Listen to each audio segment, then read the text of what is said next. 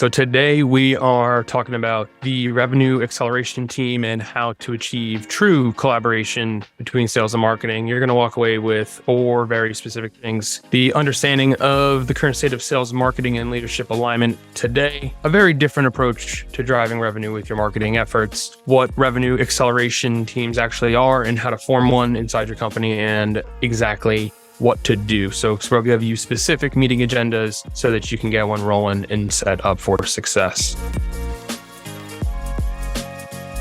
All right. So with that, the revenue acceleration team, how we can actually achieve true collaboration between sales and marketing.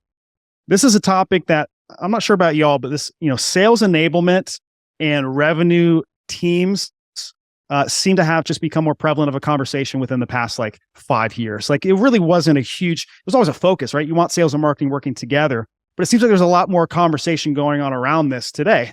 And so we have a particular way of viewing sales and marketing alignment, what we call the revenue acceleration team. And that's what we're going to be talking about. Now, before we get into that, I want you to think to yourself, what are some words that come to mind when you think about the relationship between sales and marketing teams? What are some of the words that pop into your head when you think about the relationship between these two teams? For some of you, you might come up with words like collaborative, aligned, effective, respectful, communicative, or trusting. For others of us, and I have a feeling it's going to be a majority of us, we actually don't think of it that way. We think of words like inefficient, siloed, competitive, divisive, dysfunctional, and antagonistic. We think of these words, and of course, we have to go, well, which of these buckets would our teams be more likely to fall into? Of course, when we think about the vast divide that can exist between these two teams, this leads to all sorts of problems that we have to address. Copper and Outfunnel did a really interesting study. And so this is from their revenue marketing report that they conducted in 2022. So last year, they polled 300 professionals. And what they found is that small to medium-sized businesses that struggle with disjointed marketing and sales teams are twice as likely to miss their revenue goals, while those that have great alignment are more common to exceed those revenue goals. Now, that's a self-assessment of their teams of whether or not they feel like they're truly aligned in the association of them hitting their revenue goals. To make matters worse, almost 60% of sales and marketing professionals don't feel well aligned. That's up from 46% in the previous year. So, I'm one to kind of look at trends and just see what we're seeing here. And it seems to me that at least the assessment seems to get more harsh, and that we're saying these teams are not well aligned. Of course, we know that when these teams aren't well aligned, they're probably not functioning as well as they can be. And so, of course, we have to define what really is a great sales and marketing team, and what are the words that we should be using to describe them. I'm happy to tell you there is hope for these two departments than any organization. There's a way forward here where these teams can collaborate well and lead to higher conversion rates, shorter sales cycles, increased closing rates, and do it in such a way that it's actually sustainable over time. So it's not a flash in the pan. It's not some short-lived program that we put in place, but it becomes a culture and a way that we run our organizations. Of course, if you're familiar with They Ask You Answer, or you've heard me talk about this at all, or you were with us last week, I talked a little bit about this study, but this is an important one that we need to talk about to set up our conversation. And this is a study done by Forrester Research Group. What they found is that somewhere around 80% of the buying decision is made before what's known as the 0 moment of truth. So that moment in which the sales team is aware that a prospect exists. So they pick up the phone, they call you, they fill out a form on your website, they come up to you at a trade show. That's the 0 moment of truth.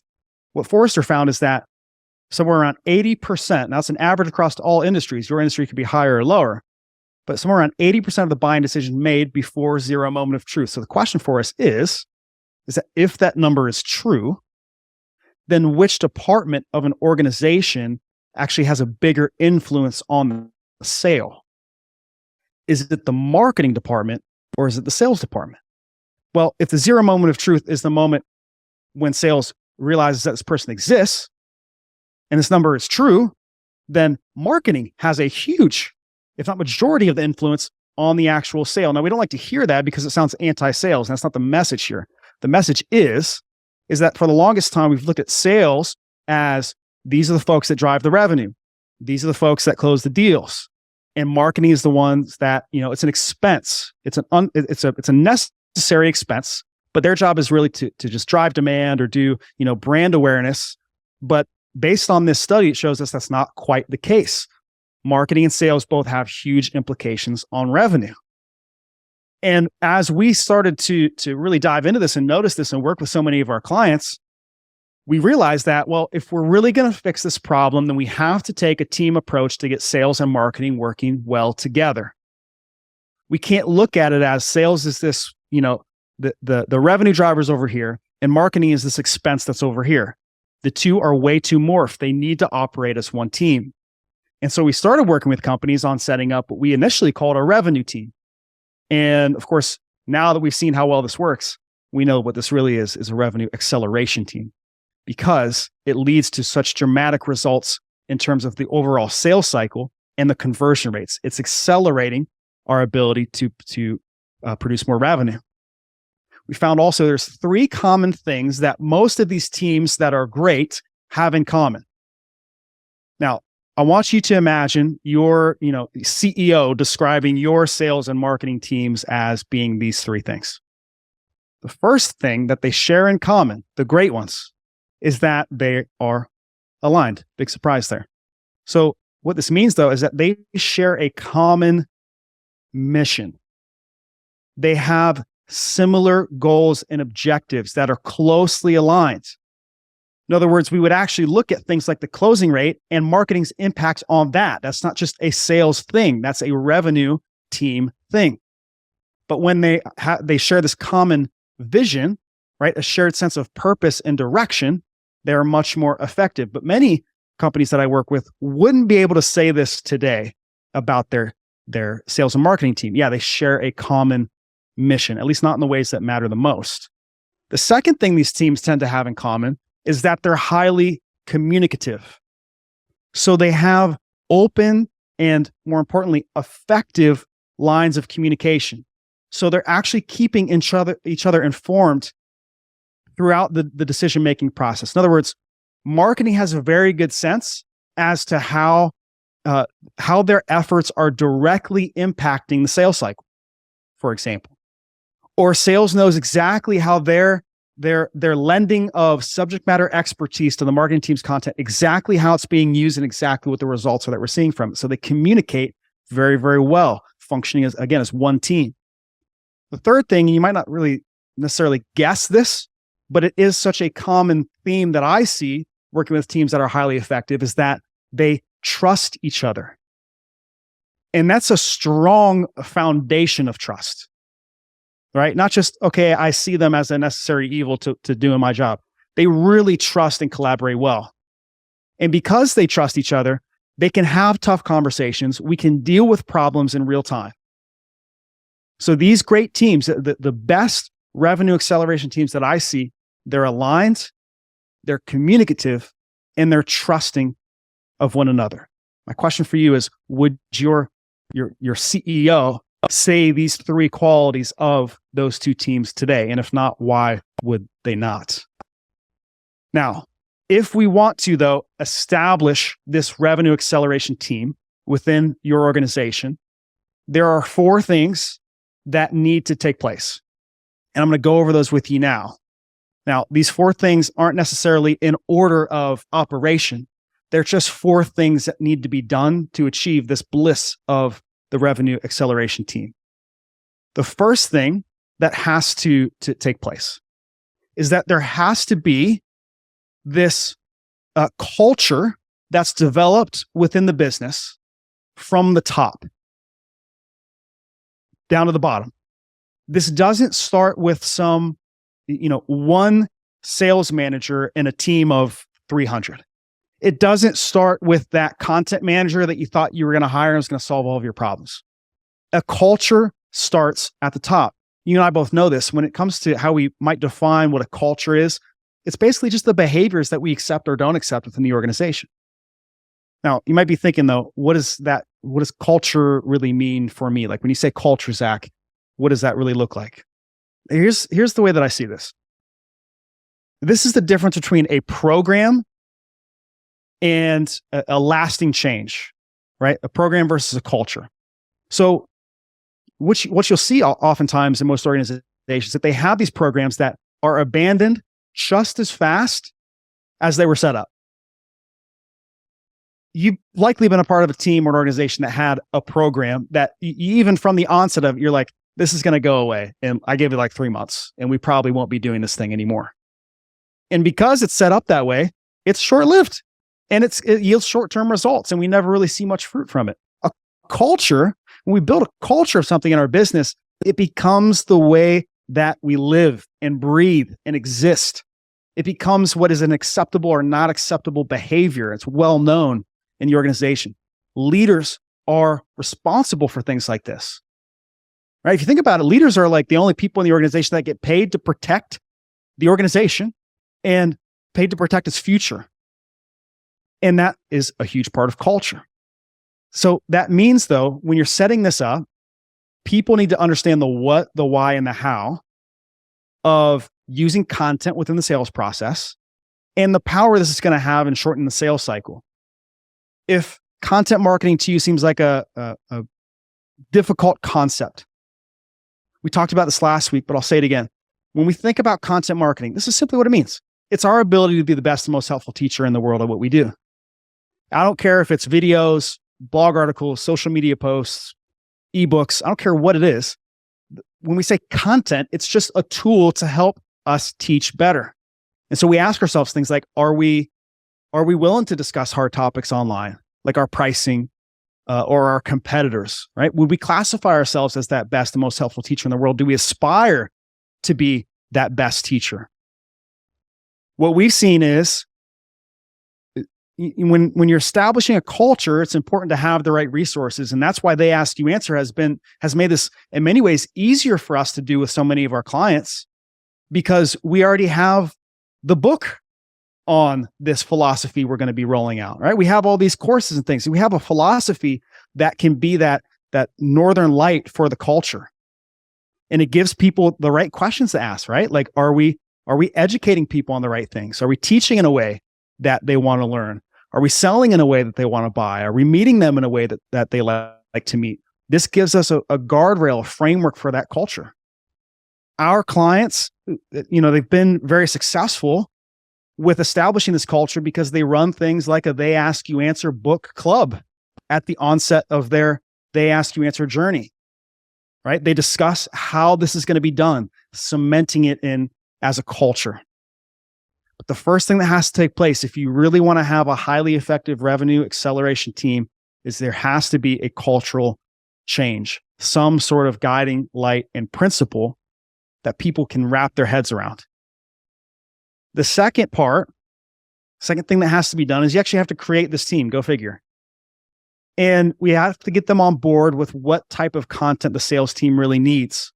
So a revenue acceleration team, this is nothing more than a group of key players from sales and marketing that collaborate around the shared goal of increasing revenue. Oftentimes, these teams consist of the content producers, so a content writer, videographer, content manager. This includes the individuals from other, marketing activities. This includes sales managers and sales reps. It's getting as many perspectives as possible of people who actually interact with the customer and drive revenue. This team then meets on a weekly or bi-weekly basis, depending on the size of the organization and what's needed. And they discuss at least 4 important things. right? And this is exactly what we teach our clients to do and what they do. We have to talk about what content has been created. So what is new now and available for the sales team to integrate into their sales process to help us move more revenue. We talk about how it can be used in the sales process. Third thing is we give that we give those sales folks the opportunity to discuss what is needed. And then finally, we at least have to cover the recent wins that we've seen through content. So everybody's getting a full picture of all of this effort that we're putting in here. Now, you might say to yourself, Zach, is that really necessary to have a weekly meeting or like, isn't that excessive? I mean, these salespeople need to be out selling and these marketers need to go and produce the content. So why would we make this such a consistent thing? Here's what we know. This is a great quote from one of my mentors from afar, Craig Rochelle. He says, successful people do consistently what other people do occasionally. So you and I both know if sales and marketing is meeting more frequently, they're likely going to be more successful than if they meet once a quarter. But by doing this, instead of two competing teams with independent priorities, this becomes a singular unit that's working together with a mutual goal of increasing revenue. They can collaborate, they can share information, they can brainstorm, they can problem solve. Let me give you an example of what this could look like, by the way. So let's say you're having one of these revenue acceleration team meetings, and you've got a sales rep who shows up and says, I had a call, earlier this week with a prospect. It seemed like they were the perfect fit for us. I mean, everything was lining up. It should have been a slam dunk. But then I ran into this objection about how much it was going to cost. And I was scratching my head because based on what we had prescribed, this is pretty standard for what this type of thing should cost. It showed me that this prospect really was running into valuation problems at the end of the day. They're not looking at this correctly. And by sharing that with the revenue acceleration team, now the content producers can go, okay, I understand the problem in that moment. We hadn't yet educated them enough on the factors of cost and price to make them believe what we were going to say. Now they go away, right? Come back in the next revenue acceleration team meeting, and they've now got a piece of content to give to that rep to make sure that doesn't happen again. Again, we're solving problems in real time based on real interactions that are happening within the sales process. You don't see this happening nearly often enough. And we're going to talk more about that in a second. The third thing that has to be done if you want to set up this revenue acceleration team is you're going to have to get your sales enablement content into a place where the sales team can actually use it at any part of the sales process. If there's one thing I know, I work with sales teams almost every single day. There's one thing I know, they're busy, they're grinding it out. The last thing they want to do is have to search and hunt for a tool that should be so useful for them. Some of you might have a spot on your website that is a learning center or a blog or a media library where you house things for your buyers that they can watch articles and videos about your offerings. But do you have a resource? I don't care if this is a spreadsheet or what it is, but an internal resource where sales can easily go and find the content that they need. If you build this, right, to the point where they can go in and zero in on exactly the part of their process they're in, it allows them to know how to find the right tools. I've seen some really amazing resources that some of our clients have put together where you go into the spreadsheet and it's got literally a list, all of the content that they've produced. And at the top, you've got filters and it says, what stage of the sales process are you in? What's the specific objection that you're running into? What is the preferred media type that you're looking for? You filter the stuff down and boom, you are given, 3 or 4 pieces of content that could solve that problem. It's quick, it's easy. They can grab the link, they can send it. What this also does is it makes sure that whenever marketing is producing a piece of content, sales is notified about these new resources that are available to them. For any of you that have struggled in the past with things like, let's say you show up to a meeting and somebody in the sales team says, oh, man, I really need a content on this. There's that marketer sitting there going, I created that like 6 months ago. What do you mean you need that? It means that we're not doing an incredible job of perhaps consuming the content that we produce, of course, but also, are we making it very, very easy for our sales team to find it? The other thing that this helps with, if you've read the book, then you're familiar with this. But what we often don't talk about, and at least I don't talk about from my personal experiences, is how often I've seen this number show up for other companies. So if you've read the book, you're familiar with the fact that at a certain period of time, Marcus Sheridan and his swimming pool company, they'd produced a lot of content, and they went in, they were comparing the buyers versus the non-buyers and how they interacted with content. And they had found that if a prospect had read or consumed 30 or more pages of the website before they had their sales appointment, they would buy 80% of the time. All right, that's what they found. Here's what is so shocking to me. It's like, I don't know if it's a fluke or what. The amount of companies that their magic number is also 30. I mean, you would think, because a lot of people will say to me, Zach, I understand where, maybe with buying a swimming pool, you would want to, it's a big purchase. So you would want to consume a lot of content. And so I might agree with you. I might say, okay, well, maybe your number is lower. I've seen things that are not nearly as expensive as a swimming pool. Still, once people get to that magic number, 30 pages of content viewed or 30 video, whatever it is, right? 30 pieces of content consumed, they tend to move to action. It's incredible. When we have this repository set up correctly, it helps us get the right stuff in front of the right people at the right time to get them further educated. That magic number 30, there's something about it. I'm not sure what it is. The fourth thing that has to be done for a revenue acceleration team to work is the sales team, and really everybody on this team, it's not just sales actually. They need to train on how to properly use content in the selling process. Assignment selling, if you're doing this correctly, I promise you, it will be your number one selling tool for shortening the sales cycle. I promise you it will be. It works, and it will always work because your prospects will always care about one thing: learning as much as possible about what they're going to buy. Now, there's a range of research they're willing to do, but they're always going to care about it. And if your prospects have questions, and instead of spending your time addressing them all, let the content do the work for you. The issue is, though, even if you agree with that, many sales teams haven't been trained on how to do it. So that's the first thing we've got to do. We got to make sure they get trained, but also the marketing team is not off the hook when it comes to assignment selling. I believe every single content producer should be reviewing call recordings or going on ride-alongs and being there with somebody who's actually selling to see how this goes, to see how the prospect phrases things. It's also kind of a double-edged sword here because it also sometimes will help that marketer can see some blind spots that the salesperson might not be seeing. So we can produce way better content because we're actually there in the room. So another thing that marketers need to be involved in that they're not nearly enough is actually doing assignment selling role plays with sales.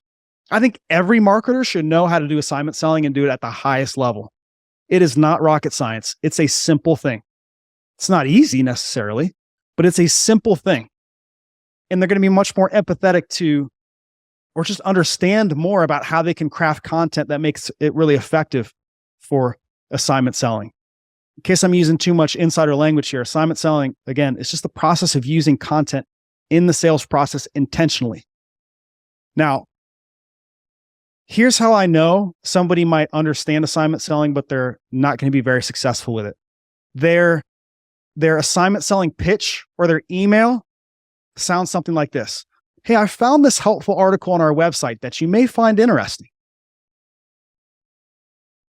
Nobody on planet Earth, okay, is going to say that that's a compelling argument for why you should consume some content. They don't care if you find it helpful or if that you thought they might find it interesting. This isn't enough. This isn't compelling enough for you to ask somebody to do homework. It's just not compelling enough. Yet you see so many people doing it like this. People love to say, by the way, it's funny how often you'll hear this. Our marketing team has started putting together some helpful content. And I wanted to share some of it with you. It's like, nobody needs to know who put it together. Anyhow, so this is the boilerplate assignment selling pitch. Here's how this should sound if you're doing it at the highest levels. Hey, I've attached a guide to read before our meeting that's going to answer all of your questions in advance so we can make the best use of our time together. Specifically, it's going to walk you through some of the questions that you likely have right now. Like, how much is this going to cost?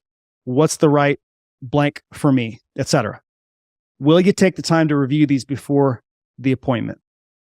I'm sure at this point you see the difference between the two forms of messaging here.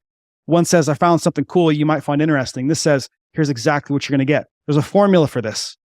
Sales teams need to be trained on that formula. I do it almost every day. The thing that's different about that second run that I just did there is first we explain the why. I'm not sharing this with you because I found it and think you might find it interesting. I'm sharing this with you because it's going to answer many of your questions in advance so we can make the most use of our time together.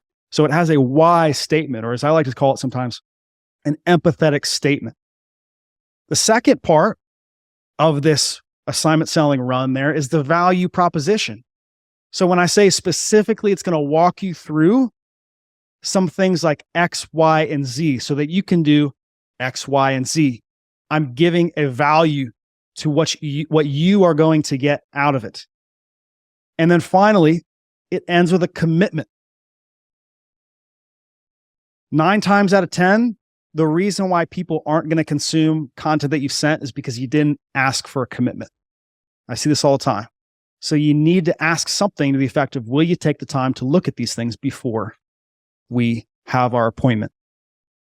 This is what more teams need to train on. And that's what really has to happen in order for us to be effective with assignment selling and for any of that content that from any of the things I mentioned before, for it to get used or ever see the light of day. And so as a recap here, the 4 things that we need to do.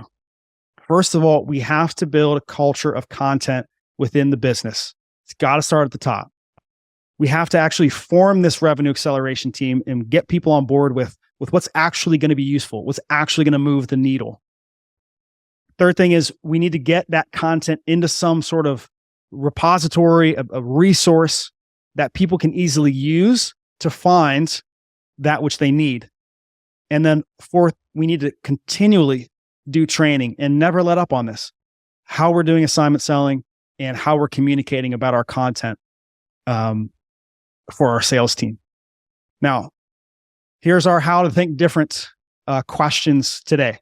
These are questions that you could ask in a revenue acceleration team meeting that will get you kicked off here. And you will be shocked at how many content ideas you come up with and how excited the sales team is if you address those things.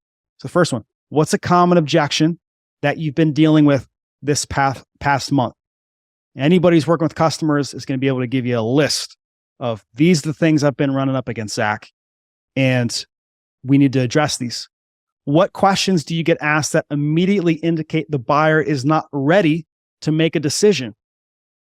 Again, this is one of those ones that sales teams tend to fly off with ideas and things that they're seeing, right? Oh, if they tell me this, shows me that they're in the very beginning parts of this buying journey, and we have a long road to go down here. What do prospects tend to push back on the most? Again, I think marketers are sometimes like just salivating at hearing some of these things because now they have great things they can cover. And finally, what do prospects usually have to convince their key decision makers of? When we say decision makers here, I'm not just talking about what do they have to convince their boss of. This is what do they have to convince their spouse of? What do they have to convince their business partner of? What do they have to convince, whomever? Who are the key decision makers? What can we produce to arm them with the best content? If we ask these 4 questions more often and we're willing to assemble this team, I promise you're going to be experiencing a shorter sales cycle. You're going to have more joy and just prosperity amongst these 2 teams, which is always great to see. And so I hope this is something that you're going to implement within your organization, the revenue acceleration team. it will be great for you. Now's the fun part of our show where we get to answer questions and I get to talk with y'all. Of course, Nick will moderate this for us. And I know he's probably got some on deck. So Nick, what you got, man? So Zach, the first one I have here is, how often should our revenue acceleration team meet? No less than once a month. That's 12 times in a year. And that's probably the minimum that I would recommend. And the reason that is not because it's not necessarily just because we need to keep feeding the content producers more content. That's actually not it at all. The reason, because that meaning is more than that. We need to hear real stories of what's going on in the sales process. We need to hear in real time what are the objections we're dealing with now. Like think about how fast things change. The economy changes, technology changes, all this stuff is changing. If you're not meeting often enough, you're not going to be adapting to that change quick enough. So I'd say at least once a month. Most of my clients that I work with are doing at least bi-weekly. You want to close the feedback loops with sales, right? You want to be able to, if sales asks you something today, you don't want to get them to return a piece of content to them 4 weeks later. You want to be able to do that within 2 weeks while that prospect is still very engaged in the sales process. Time is key in these moments. Cool. All right, man. We got another one here. We have a stubborn salesperson that just would not be bought into this process. What would you tell this person? Now, so I'll summarize this question for you. What would you tell a stubborn salesperson who's just not going to want to be involved in this? Yeah, I've never run into this situation before. Never heard of this happening. No, of course I have. Every time. This happens every time. Okay. So this is actually maybe a more of a philosophical discussion than it is like a fact. And what I'd say is, if you're looking to make big change within an organization, regardless of the size of your organization, if it's a big change like this, because I think this is relatively big, you're not going to move everybody at once. And buy-in is not something you have or don't have. It is a scale. And it slides and moves. You're constantly maintaining buy-in. You're constantly, you need inputs to maintain the outputs. So when I encounter if it's an individual, let's say we're talking about, that's being stubborn, doesn't want to adjust, then let them keep doing what they're doing. And let's focus on the people that are going to champion this and are going to help us produce some wins. Generally speaking, once the wins start to happen, people buy in, but it's an enormous mental tax to try to move somebody who's just stubborn and set in their ways. And so I would say, rather than arguing, let's show them what's possible. Let's prove it. And that will be perhaps it. I've also seen teams get rid of people because they're so stubborn. I mean, this happens, but let the results speak for themselves. Work with people who are going to help you really grow your organization, help you grow revenue, and go from there. Great question. Not to mention, one of the things that we've had a lot of success with is showing people the mirror, right? When people don't typically have a very reflective lens in the way that they like to buy, especially salespeople, because they're on the other side of it so much more often, right? And so when you show them, what do you want to know? What do you need to know in order to feel comfortable moving forward, making a purchase about any aspect of your life? Oh, I need to know this. I need to know how much it costs. I need to know how much it compares to this other thing that I'm looking at, and so on and so on.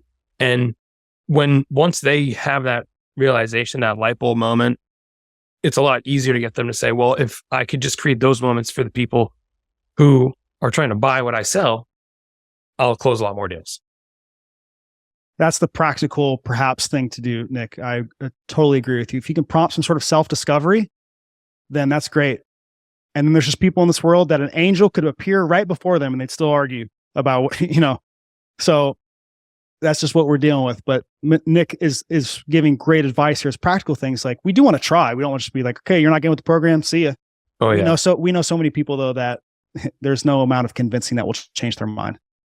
Yeah. I mean, you're going to have veteran salespeople of X many dozen years they've been doing the same thing the same way every day for such a long time that it works for them, and that's okay for them. But at large, in order to move forward with the way that people want to purchase, the things that people need to know in order to complete a purchase, we have to start changing. There's really, it's a foregone conclusion that these things need to be done if you want to be relevant this year, in the next 12 months, in the next 24 months, if you want to be able to keep up.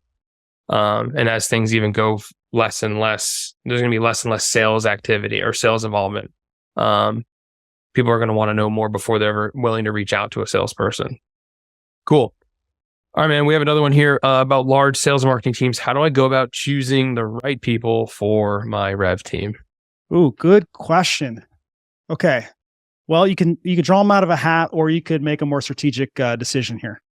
So what I typically recommend is, if you do an audit of your team and you find that there are folks that are going to be champions for this, they're quick on their feet, that they're open to change, they tend to have great ideas, they tend to collaborate well. Well, they're already checking a lot of the boxes that I would want to have on any team in general, but especially a team like this. You're probably not going to pick the most resistant person to change to add to a team like this. The size of the team, I don't like to see any more than, let's say, 15 people, which I still think is a lot, but just depends on the size of your organization. You might need to have that. But I don't like to see anything more than that in one meeting. You might have more than that on the team. They might meet at different times, but it's really hard to run an effective meeting with anything more than 15 people if you want to do this in a timely fashion. So, pick the folks that are going to be open to the change, willing to share their experiences, willing to share their call recordings with the team, willing to share their failures, just people who are very open to helping build something special here. Yeah, I think the call recordings thing is probably one of the most, you glazed over it, but it's an important facet of this, because marketing should be watching sales calls. Because right in the moments, sales receives so many questions that it's hard for them to make that recall, to know, especially what are the really pressing ones. Yeah, people want to know about the company. People want to know about the product. People want to know about the service. They're super surface level things. But when marketing goes in with this lens and this perspective that we need to be able to address the difficult things, the things that buyers are, any fear, issue, worry, or concern that a buyer would have, that sales might not internalize in that exact moment. That's where marketing come in and be able to extract that from the sales process in a way that's the salesperson they don't have the space to it. They're having an active conversation. So marketing can play a huge, huge role. And then again, sales to record calls and having that be a habit of playing back the tape is a huge, huge aspect. And look, sometimes when we've heard the same objection so many times, we actually we aren't as curious about it. And so what by getting another perspective involved can do is somebody can see, I actually think that the concern is actually this versus that. They're saying this, but really it sounds like the deeper fear is this. For instance, somebody pushes back on price. It's well, they must think it's too expensive. Well, wait a second. That might not be the fear. They're having a valuation problem here. What's perhaps the real worry or concern? Having somebody who isn't necessarily having conversations with customers every day, they're going to be more sometimes attuned to hearing what's actually happening than those who have the conversations every day. So I love having other perspectives review sales calls. They see things that we don't. Totally. All right, we got a question from David. What's up, David? How you doing, man? Yo. Thanks, Zach. So I'm at a larger company, 400 plus people, and we go United States, India, Albania, so we're across the globe, and getting this team down to 15 people at the most. I think I have an idea of how to do that, but then how do we communicate that to the larger team? Because we do have sales team, 30 plus people, plus, the different languages, the different pain points and stuff like that. So just making sure that everybody's on the same page and speaking the same language. Yeah. So is the question how to form these multiple teams you're probably going to need? Yeah, because like what I'm trying to figure out is I have an Albanian sales team that sells to Europe. Yeah. I have an India, Japan sales team that then sells to Asia. Then I have my majority of my company sitting in North Carolina.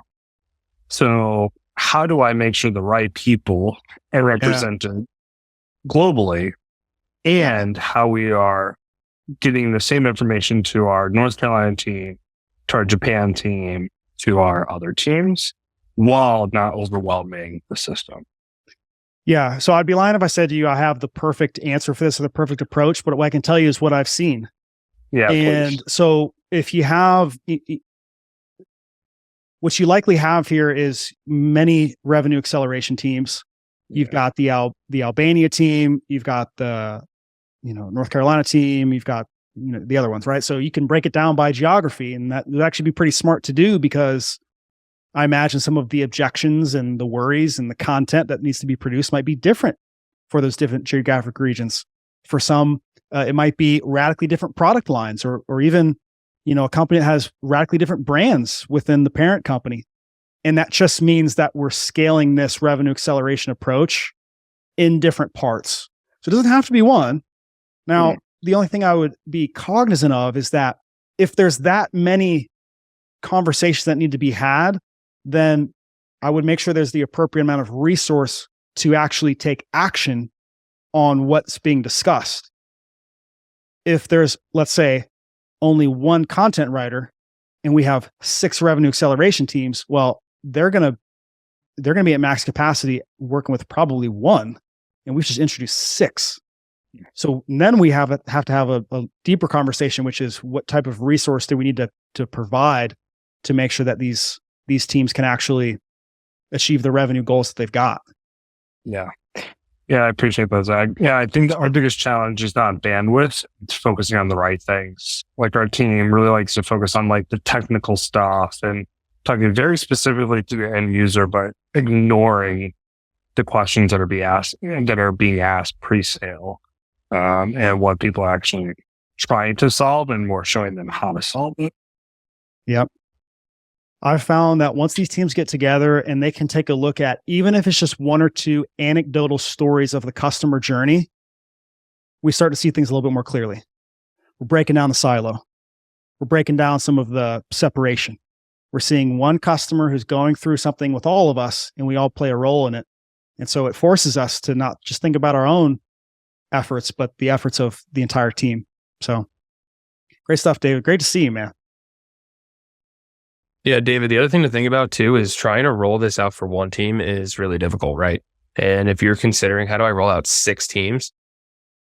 Typically in a situation like that, we'd suggest like find a champion salesperson, or find the content writer, pilot this, have some wins, work out a lot of the kinks, work through some of these, like the administrative and the clerical issues of how do we actually like project manage getting the content and the feedback loops and making sure it's good, making sure it works, pilot this, so that when you roll this out in a larger capacity to the Japan team, where they have a whole different set of problems, you can package it up with a nice little bow and say, this is exactly how we did it.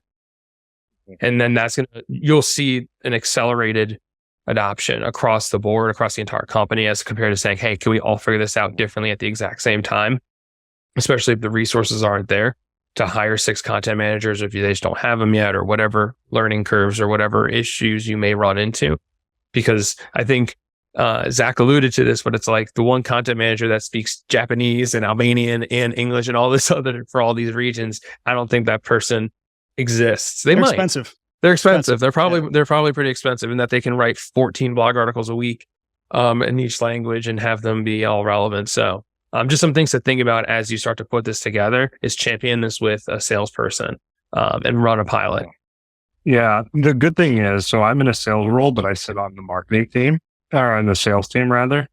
And so I report directly to sales leadership. So I'm getting my sales manager, the BDRs, and one marketing product manager. So we're going to do the ask the answer together. We're just going to read the book. And we're not going to talk about how are we going to do this. We're just going to learn. And then I hope the snowball effect will kind of take it from there. Right on, man. Good luck. Come Spreading back the next. gospel. Come back and let us know how it's going, man. Thanks, guys. It's good to see you, brother. You too, Nick. Cool. All right, we got a couple more here. This one's pretty good. This one's interesting, and I think a lot of marketers tend to go here. So I think a lot of people may have this question: is what tools do you recommend for making this revenue team, like communication, sales enablement, sending? Like, do you recommend any tools for that? What's the deal with that? We actually give our clients just a spreadsheet in Google Sheets. That's like a template that we put together. A lot of them tend to use that. If they don't use that, they go into their own, tools that they've got, Microsoft tools or whatever. I've also seen those that are very involved with They Ask You Answer, especially the larger companies. They put together entire, what do you call that when it's in like an internal forum, an intranet? All right, it's like a whole like website experience that people can navigate all the stuff that they've produced. And they put a lot of time and energy into these things. I mean, if you've got like, 500 or 1,000 sales reps, like you're probably going to move past a Google sheet. The one thing I do like about spreadsheets though, or just one functionality I'd recommend you add, is a place that people can add their content ideas, and people have the ability to vote on them or upvote things. So you might have a piece of content that has 80 people have upvoted it. It's like, that's probably a priority. Definitely. All right, man, we got a couple more here. So what are the right KPIs to track to monitor progress and ultimate indicators of success? That's $1 million question. Well, let's break it down into perhaps different criteria of success. Let's say we're trying to track how well the team is actually using the content. We can have trackable links, and we can see how many clicks they're getting on this, the not only how much content they've sent, but how many clicks they're getting on the content that they've sent. So that would show us how effective are we at actually assigning it and getting people to consume it. You can have a team maybe set up a goal that you send a certain amount of assignment selling emails per week. I've seen people do that just to make sure that it's becoming a habit. If we're looking further down the funnel here for more like revenue results, I would immediately start tracking, if you're not already, your average sales cycle length and your closing rate of both inbound and outbound leads. That should be trending in a different direction if you're doing this and you're doing it right? That's why we call it the revenue acceleration team. So that's a couple different ways of looking at it. Was that all that was with the question, or is there more specific KPIs that we were looking for? It asks about the KPIs. I think one of the things that we do and that I implement with our sales and marketing team here is that we track pipeline velocity and blended customer acquisition costs. And so I'll drop a template in the chat for you guys. And what that'll do is it's just got a bunch of dummy information in there now, but you can clear it out and put your own. And basically what it's going to do is it's going to allow you to calculate over quarter win rate, average total contract value, number of qualified opportunities, and sales cycle length. And so this is a really basic, but a very straightforward way to look at how are the changes we're making to the sales system and in the marketing tactics that we do every day. How do those things affect us in the long term? I don't really recommend diving into each one of these on a weekly basis or a monthly basis. It's best to look at this on a quarter basis to see how those changes happen. With some of these things, especially what Zach's talking about with the revenue acceleration, I mean, you're going to see this probably show up most often in sales cycle length. Because if customer or buyers are getting the things that they need to become customers sooner in the sales process, we're going to see them on the other side of the sales transaction a lot sooner, right? If we're relying on getting on 30-minute calls with them every few days, it's going to take a lot longer for them to get buy-in internally, gain consensus on whatever the thing is, versus doing the way that we're suggesting, right? When you run a sales enablement system and you have a team that's dedicated to making this work, you'll be able to see this. You'll be able to quantify this, right? So a lot of things Zach talked about was qualitative insights and hearing from the sales team, hey, these things help my buyer champion these things internally. It's helping. They love this type of content. And then there's the quantitative things that just show, hey, sales cycle length went down by 10 days from last quarter to this quarter. So really, really great stuff. This is something that we use internally to help just track how things are going. Highly recommended. It's a super basic template, but it really, really does get the job done. And same thing with customer acquisition costs. You can use this to also say, like, if all of those things, if pipeline velocity is going up and more deals are coming through, you'll be able to see customers acquisition go down. You'll be able to see payback go down. So you'll be able to make a case very quickly, probably within the first, 2 quarters is a long time to be able to aggregate this all together, but you'll be able to see pretty quickly, even if you do just in the beginning, month over month, be able to make a case for why this is so important. We see this with every single client we work with. We see this with our own sales and marketing team. So it's really, really cool. Sweet. That was awesome. Thanks for sharing that spreadsheet, Nick. Yeah. Thank you all for joining us today. This has been lovely. Cool. Well, thanks for coming, everybody. We hope to see y'all next week.